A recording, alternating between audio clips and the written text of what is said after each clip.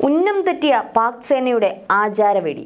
ചോരപ്പുറത്തുള്ള പാകിസ്ഥാന്റെ സ്വാതന്ത്ര്യ ദിനാഘോഷം പൊലിഞ്ഞത് 3 ജീവനുകളും. ഒരു ഉന്നം നോക്കി ഒരു ആചാരവെടി പോലും വെക്കാനറിയാത്ത പാക് സേനയുടെ നാണം കെട്ട ഗർജനമാണിത്. ഈ വാർത്ത കേട്ടപ്പോൾ പുച്ഛവും ഒപ്പം പൊലിഞ്ഞ ജീവനുകളെ ഓർത്ത് ഒരു വേദനയും തോന്നി. സ്വാതന്ത്ര്യം നേടുന്നതിനെക്കുറിച്ചല്ല, വിഭജനത്തിന്റെ വിജയത്തെയും പാകിസ്ഥാൻ കൊണ്ടാടുകയാണ് ചെയ്യുന്നത്. ഈ സ്വാതന്ത്ര്യ ദിനത്തിലും പാകിസ്ഥാൻ മനസ്സിലങ്ങ് മിസൈൽ ആക്രമണ ശേഷി കൂട്ടണമത്രേ. അതിനായി പുതിയ സൈനിക വിഭാഗം രൂപീകരിക്കുന്നു. ഇത് ഇന്ത്യക്കുള്ളതാണെന്നാണ് പൊതു സംസാരം. പാകിസ്ഥാന് സ്വാതന്ത്ര്യം കിട്ടിയ ആഘോഷമല്ല അവർക്കുള്ളിലുള്ളത്. അതുകൊണ്ട് തന്നെ പള്ള പിളർത്തി രണ്ടാക്കിയ ഒരേ ജനത്തിന്റെ ഒരു ഭാഗം വിഷമായതിൽ ഒരു അതിശയോക്തിയുമില്ല. എങ്കിലും മേൽപ്പറഞ്ഞ പാക്കിന്റെ ചൈന മോഡൽ സൈനിക വിഭാഗം രൂപീകരിക്കൽ പ്രക്രിയ പുറത്തുവിട്ടപ്പോൾ തന്നെ കണ്ടതാണ് പാകിസ്ഥാന്റെ ആചാരവെടിയുടെ ലക്ഷ്യം തെറ്റിയത്. മര്യാദയ്ക്ക് തോക്കെടുത്ത് ഉന്നം തെറ്റാതെ വെടിവെക്കാനറിയാത്ത നിന്റെയൊക്കെ ഉച്ചി ഇന്ത്യയുടെ ഗൺ പോയിന്റിലാണ് എന്നുകൂടി ഓർക്കുക. ഒന്ന് ആഞ്ഞു വലിച്ചാൽ തീരാവുന്നതേ ഉള്ളൂ ഈ അതിസാമർഥ്യം. അങ്ങ് കലിമ ചൊല്ലാൻ അറിയാമോ എന്ന് ചോദിച്ച് പാവങ്ങളുടെ നെഞ്ചിന് താഴെ നീയൊക്കെ നിറയൊഴിച്ചില്ലേ? ഒന്ന് ഇന്ത്യൻ സേനയെ ഗൺ പോയിന്റിൽ ഒരു 10 മീറ്റർ അകലെയെങ്കിലും ഒന്ന് നിർത്താൻ ശ്രമിക്കൂ. സാധിക്കുമോ? ഇല്ല, സാധിക്കില്ല. നീയൊക്കെ ഉള്ളിൽ ചിന്തിക്കും മുന്നേ നെഞ്ചു പിളർത്തും ഇന്ത്യൻ സേന. രക്തവും വെള്ളവും ഒരുപോലെ ഒഴുകില്ല എന്ന ഇന്ത്യയുടെ ദൃഢനിശ്ചയം. ആദ്യം പോയി വെള്ളം കുടിക്കാനുള്ള മാർഗം നോക്ക്. പിന്നെയാവട്ടെ ദാഹം തീർത്തിട്ട് 10 മിസൈൽ ഇങ്ങോട്ടിട്ട് അണക്കെട്ട് പൊട്ടിക്കാൻ.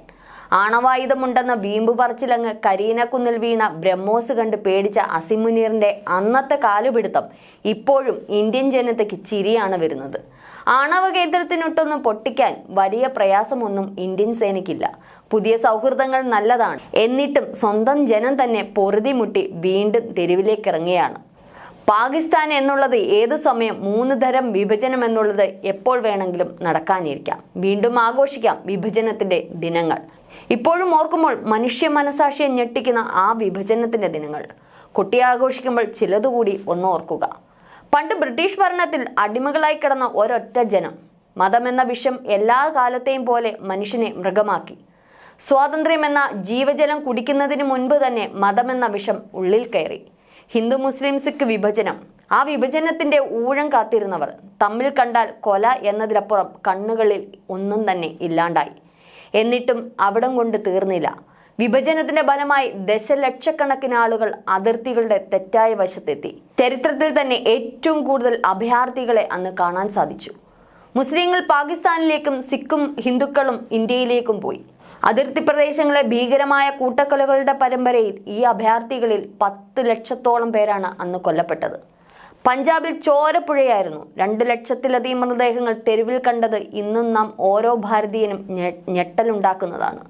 വിഭജന പ്രക്രിയയിൽ തിടുക്കം കൂട്ടിയ മൗണ്ട് ബാറ്റൺ ഭാരത ജനതയ്ക്ക് കൊടുത്ത അവസാന വേദനയാണോ എന്നുള്ളതും സംശയത്തിന്റെ മുൾമുനയിൽ തന്നെ ഇപ്പോഴും നിൽക്കുന്നു.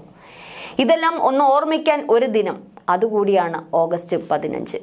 പതാകകളുടെ നിറം, ഇസ്ലാമിക രൂപങ്ങൾ, 24 മണിക്കൂർ സമയ ഇടവേള എന്നിവയൊഴിച്ചാൽ പാകിസ്ഥാനിലെ റാഡ്ക്ലിഫ് ലൈനിന് അപ്പുറത്തുള്ള സ്വാതന്ത്ര്യ ദിനം ഇന്ത്യയുടെ സ്വന്തം ആഘോഷങ്ങളിൽ നിന്ന് വലിയ വ്യത്യാസമൊന്നുമില്ല.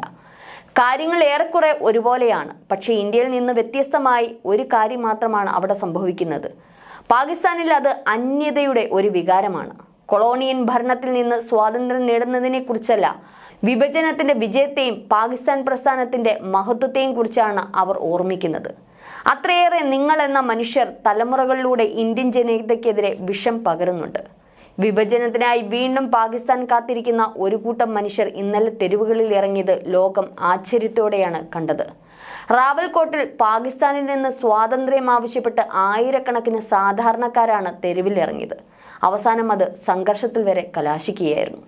സമീപ വർഷങ്ങളിൽ നടന്ന ഏറ്റവും വലിയ പാക് വിരുദ്ധ പ്രക്ഷോഭങ്ങളിൽ ഒന്നായിരുന്നു ഇന്നലെ സംഭവിച്ചത്. വർഷങ്ങളായുള്ള അവഗണന, രൂക്ഷമായ തൊഴിലില്ലായ്മ, മേഖലയിലെ അടിസ്ഥാന സൗകര്യങ്ങളുടെ അഭാവം, ഇതൊക്കെയാണ് ആ മനുഷ്യരെ തെരുവിലിറക്കിയതെങ്കിൽ നിങ്ങളുടെ ഭരണത്തിന്റെ വെറുപ്പാണ് ലോകം ഇന്നലെ കണ്ടത്. പ്രതിഷേധിച്ചവർക്ക് നേരെയുള്ള ലാത്തിച്ചാർജും കണ്ണീർവാത പ്രയോഗത്തിലും പിന്മാറാതെ വീറോടെയല്ലേ അവർ സ്വന്തം മണ്ണിൽ സ്വാതന്ത്ര്യത്തിനായി പോരാടിയത്. പക്ഷേ ഞങ്ങളുടെ രാജ്യം അത് ബൃഹത്തായ ഒന്നാണ്. ഞങ്ങളുടെ ഇടയിൽ മതവർഗീയതയില്ല. അതാണ് ഞങ്ങളുടെ രാജ്യത്തിനെ ശ്രേഷ്ഠമാക്കുന്നത്. സമാധാനവും ശാന്തിയും ആഗ്രഹിക്കുന്ന ഞങ്ങളുടെ രാജ്യത്തിനിട്ടൊന്ന് കൊട്ടാൻ വന്നാൽ വെറുതെ ഇരിക്കുകയുമില്ല. ഞങ്ങളുടെ ജനാധിപത്യ വ്യവസ്ഥയും ഒരേ ഒരു ഇന്ത്യൻ എന്ന ജനവികാരവും സംരക്ഷിക്കാൻ ഞങ്ങൾ ചിലപ്പോൾ ശബ്ദമുയർത്തിയെന്ന് വരും. പക്ഷേ ഞങ്ങൾ ഒന്നാണ്. ഏത് ശത്രുവിനെയും ഒറ്റയ്ക്ക് നിന്ന് പോരാടും. ഇനി എൻ്റെ രാജ്യത്തെ അടിമകളാക്കാൻ ഒരു ശക്തിക്കും ആവില്ല. അത്രയേറെ എൻ്റെ രാജ്യം വികസിച്ചിരിക്കുന്നു. ഞങ്ങൾ ഓരോ ഭാരതീയനും അഭിമാനത്തോടെ തല ഉയർത്തി പറയും, ജയ് ഹിന്ദ്.